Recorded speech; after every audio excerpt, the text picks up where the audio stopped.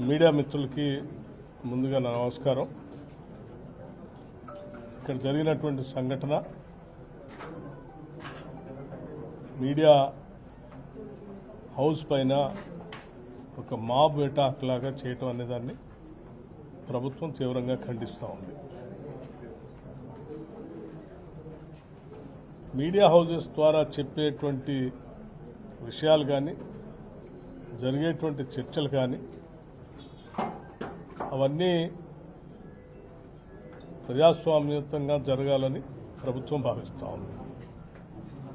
ఒకవేళ అలా జరగట్లేదని ఎవరైనా భావించి ఒక కుట్రపూరితంగా జరుగుతున్నాయని మీరు భావిస్తే దానికి నిరసన తెప్పడానికి చట్ట ప్రకారంగా ఉండవలసిన వ్యవస్థలన్నీ ఉన్నాయి. ప్రజాస్వామ్యయుతంగా శాంతియుతంగా కూడా నిరసన తెలియజెప్పచ్చు. లేకపోతే ప్రభుత్వంలో ఉన్నటువంటి వ్యవస్థల దగ్గరకు వెళ్ళి రిటర్న్ పూర్వకంగా దరఖాస్తు కూడా చేసి మాకేదో అన్యాయం జరుగుతుందని చెప్పచ్చు. దానిపైన ప్రభుత్వాలు పరిశీలన చేసి న్యాయం చేసేటువంటి ప్రక్రియ ముందుకు పోయేటువంటి వ్యవస్థ ఈరోజు రాష్ట్రంలో పటిష్టంగా కొన్ని దశాబ్దాలుగా ఏర్పడి వ్యవస్థీకృతమై ఉన్నది. ఇక్కడ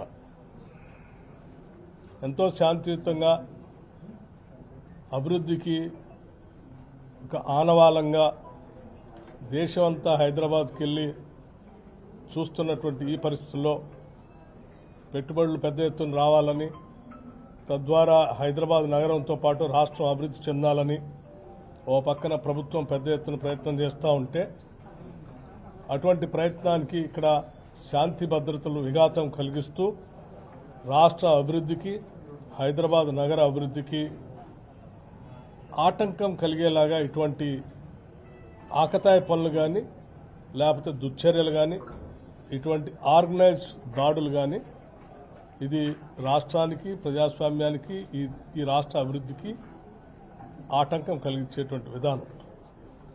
ఇటువంటి వాటిని రాష్ట్ర ప్రభుత్వం ఎట్టి పరిస్థితుల్లో ఉపేక్షించదు. చట్ట ప్రకారం కఠినమైన నిర్ణయాలు కూడా ఉంటాయి.